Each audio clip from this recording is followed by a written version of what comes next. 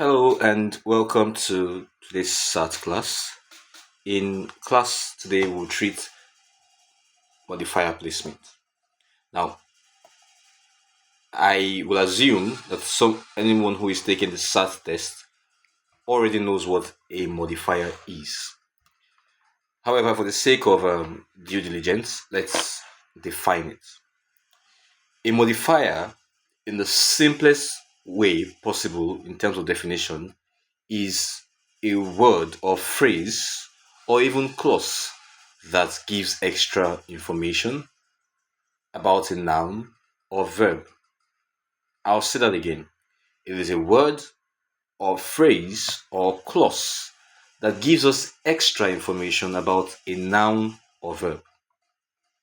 Now, when you were, say, in the junior school or SS1 or SS2, you would have been told that adjectives modify nouns and adverbs qualify verbs. That is true. But both adjectives and adverbs are basically modifiers because what they do is they give us extra information about nouns and verbs. So I just decided to say that to make you understand what modifiers are. Modifiers are basically adverbs and adjectives. That would imply that an adverbial phrase or clause is a modifier or could be a modifier. An adjectival phrase or clause could be a modifier. So that's just that about that. So basically, when you hear the word modifier, just know that it's referring to a word, phrase, or clause that gives us extra information about a noun or verb.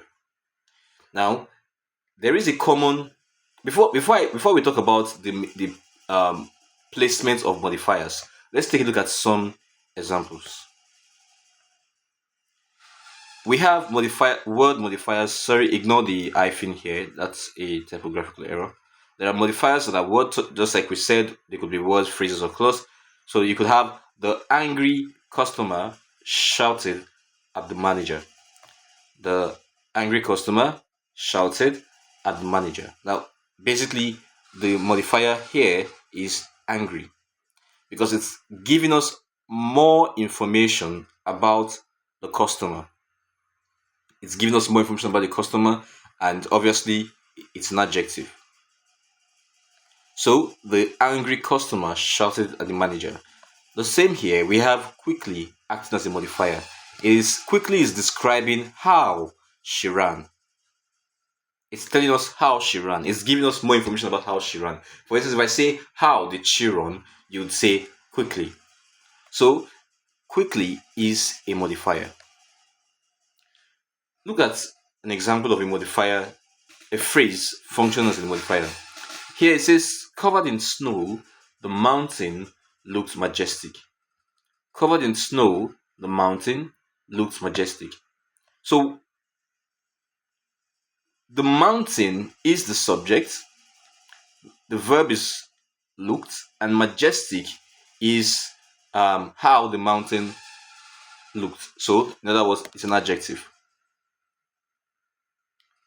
In sentence analysis, this would be called SVC. However, that's not our focus. Everything before the mountain is describing the mountain, covered in snow. What is covered in snow? The mountain.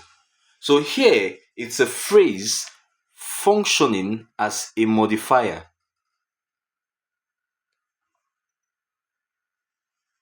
Because it's giving us extra information about the noun phrase, the mountain. Obviously, this is giving us more information, covered in snow. Which means here, it's an adjectival phrase. Because it's giving us more information about the mountain. Look at the next one. Eager to please, the student offered to help. Eager to please, the student offered to help. So if I ask you, when you got to the room or to the classroom, how did the student look? He was eager to please. So this is also modifying. Modifier of the student. All you have to know when you hear the word modifier is that when you see a word or phrase or clause that gives extra information about a noun or verb, it is a modifier. So look at this paragraph here. It says modifiers are essential for clarity and style, but they must be placed next to the word or phrase they modify. Next to the word or phrase they modify, and that's what brings us to modifier placement. If you put a modifier, if the modifier is not placed next to the word it modifies, you create something called misplaced modifiers or dangling modifiers, and that's what we'll treat today. Misplaced modifiers and dangling modifiers, and this can confuse your reader, and it is usually tested in the SAT test. Now let's take a look at them one at a time. The first we have here is misplaced modifier. You know what a modifier is already, and now as the term suggests, misplaced just means the modifier is placed in the wrong place. That's all. Let's look at the definition. A misplaced modifier is positioned too far from the word it is meant to describe, which often makes the sentence confusing or unintentionally humorous. A misplaced modifier is positioned too far from the word it is meant to describe, which often makes the sentence confusing or unintentionally humorous. That implies that when the modifier is not placed beside what it is modifying, the sentence becomes a bit vague or ambiguous. And this is something people do a lot, even if they do not know they are making mistakes or errors. However, if you're taking a SAT test, then these are things you need to know to have a good score. Look at these examples. The dog was found by a girl with a pink collar. Now, this is ambiguous. Who is putting on the pink collar? Is it the dog or the girl? Obviously, dogs are the ones who wear collars, so you can pull them or you can easily identify them. In this sentence, it sounds as if the girl has the pink collar instead of the dog. Look at the corrected version. The dog with a pink collar was found by a girl. The dog with a pink collar was found by a girl.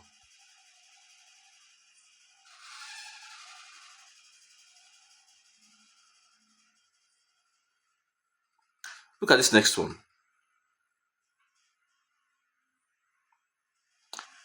He nearly drove his car for 6 hours. He nearly drove his car for 6 hours.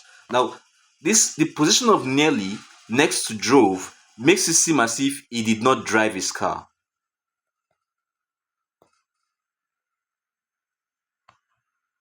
Because you said he nearly drove. So are you saying he almost drove his car, or he drove his car for almost 6 hours? Which are you saying? Whichever you're saying will determine if this is wrong or correct. If you're saying he drove his car for almost 6 hours, then this nearly is wrongly placed. It should be closer to 6 hours than to drove. So on its own, this sentence seems correct grammatically, but in terms of meaning, it is what you would call ambiguous.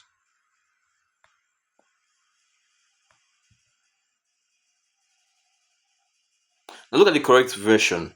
He drove his car for nearly 6 hours. Notice how Nelly has been moved from where it was before beside drove to just before 6 hours.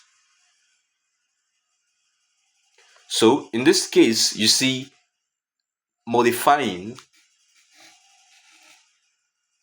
the modifier has been placed correctly in the second example, which makes it less ambiguous.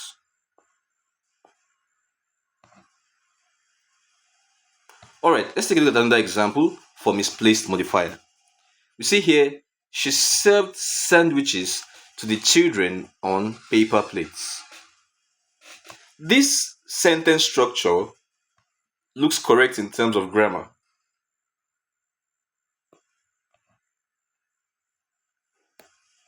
It looks correct in terms of grammar, but it's wrong in terms of meaning. How so? She served sandwiches to the children on paper plates. Are the children on paper plates? If not, then why is on plates the modifier exactly beside children? It should be beside what is on paper plates. The children cannot be on paper plates. That would be very strange. That would be very macabre. It would be very, very scary. So the thing on paper plates should be closest to on paper plates. So look at the correct version. She served sandwiches on paper plates to the children. So you see, on paper plates has been taken is to where the thing it is modifying is positioned. So just to be clear, this is the rule. You should place modifiers immediately before or after the word or phrase they modify to avoid ambiguity. You see, I've been talking about being ambiguous. So to avoid ambiguity, ambiguity just means when a sentence appears to have two meanings. There are several kinds of sentences like that that seem to have two meanings. A good example is Hi and David went home in, or no, David and Paul went home in his car. David and Paul went home in his car. That would be strange because you would need to now ask yourself, whose car? Was it David's car or Paul's car? David and Paul went home in his car. Was it David's car or Paul's car? That's ambiguous. So a better way to put that would be David and Paul went home in David's car, or David and Paul went home in Paul's car. But you can't say David and Paul went home in his car, because his there is going to have a confusing what you call pronoun antecedent. You don't know what a pronoun antecedent is. We'll treat that in class. Pronoun antecedent. There's a lot to treat on that grammar. For now, let's stick to pronoun antecedents. We'll treat that. We'll treat subject and verb agreement. We'll treat subject and verb agreement. Let's take it a step at a time. For now, we're still talking about modifier placement.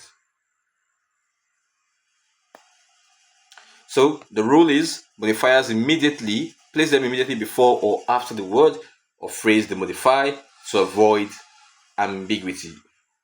Ambiguity, which we said refers to when a word or sentence appears to have two meanings.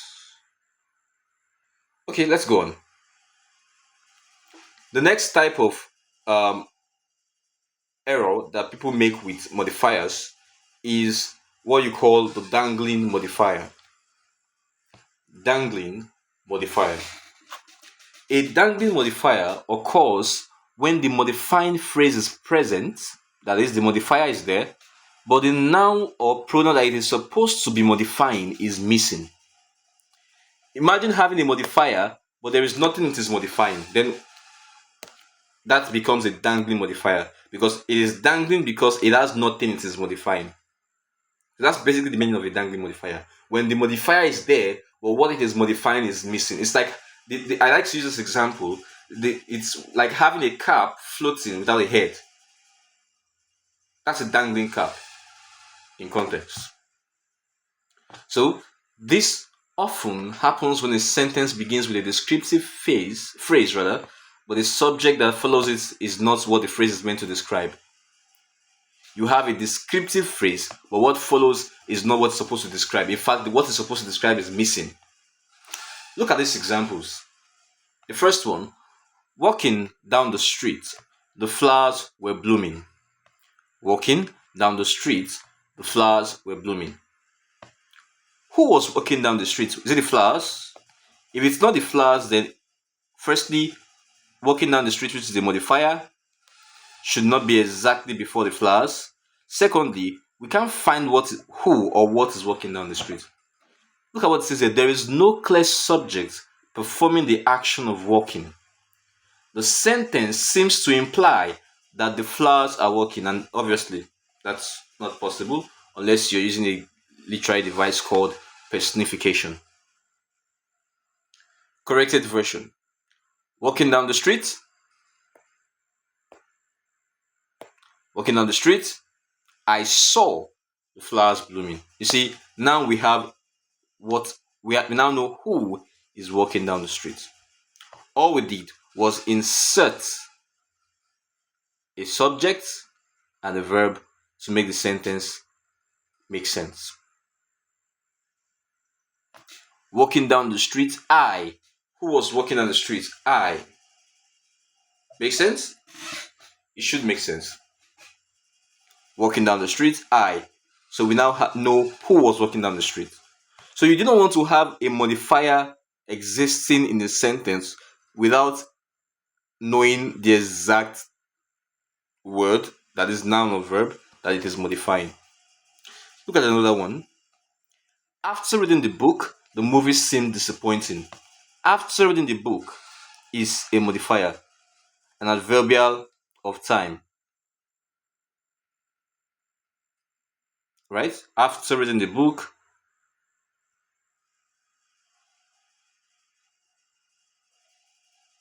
I think it's a adverbial of time, yeah. After reading the book, the movie seemed disappointing. Who read the book? So look at the correct version there. After reading the book, I found the movie disappointing.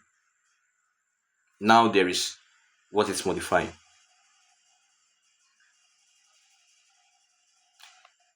I found the movie disappointing. When? After reading the book. So after reading the book is a modifier,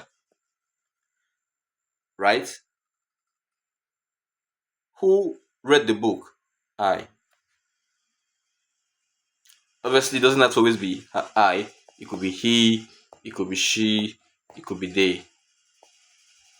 After reading the book, they found the movie disappointing. After reading the book, she found the movie disappointing. So I'm just using I as an example, not necessarily because it's the only example to use. All right, let's go on. Another example. Hoping to earn a scholarship. Please ignore this, the hyphen between R and N. Hoping to earn a scholarship. The application was submitted on time. Who was hoping to earn a scholarship? The application cannot hope to earn a scholarship. So it shouldn't come after the modifier.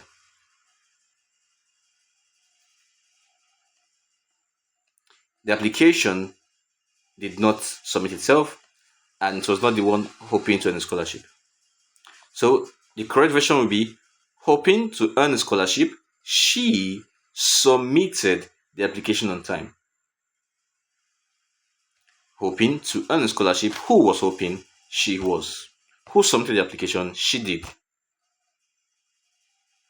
So the rule is make sure that the subject of the modifier is clearly stated and directly follows the modifying phrase. Make sure the subject of the modifier is clearly stated and that it directly follows the modifying phrase. So a quick recap. The key differences between misplaced and dangling modifiers. Firstly, we have here the misplaced modifier and the dangling modifier. For misplaced modifier, the problem is that the modifier is too far from the word it describes. In other words, it is misplaced, which means what it describes is in the sentence, but it is too far from it.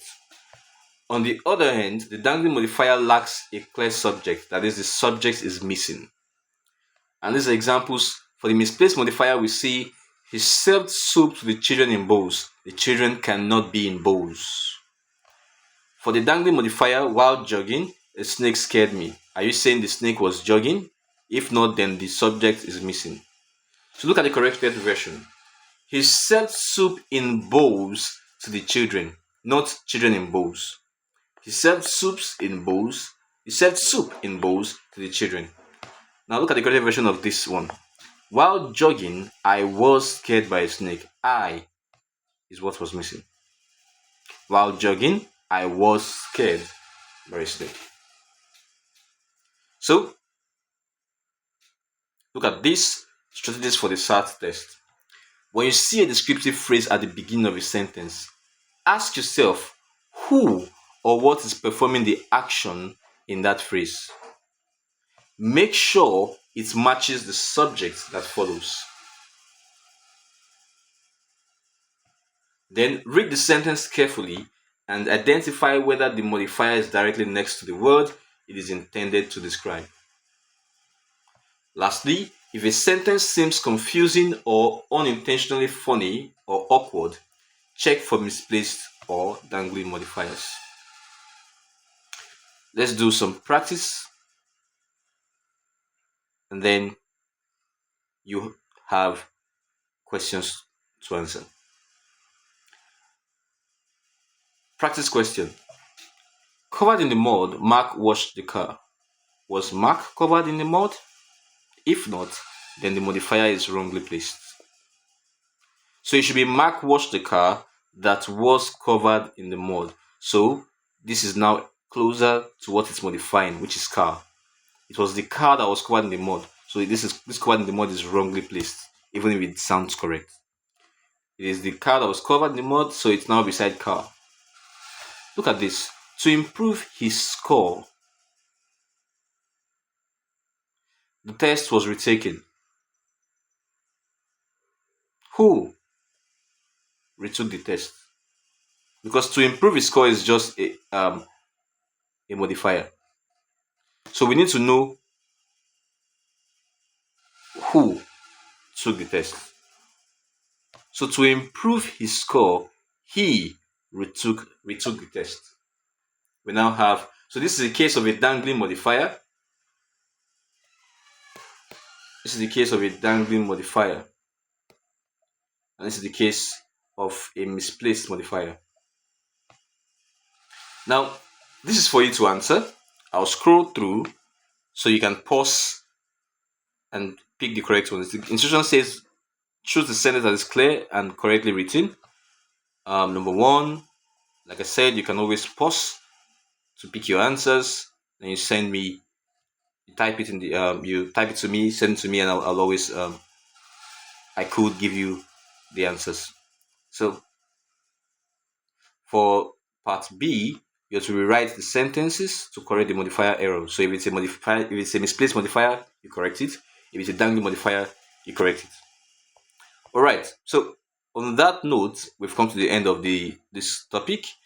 I recommend, of course, reading some more on the topic, practicing questions that are related to it, and perfect the art of identifying misplaced modifiers and dangling modifiers. That way, you become a better writer and you do better in your test. On that note, thank you for coming to class. See you in the next class.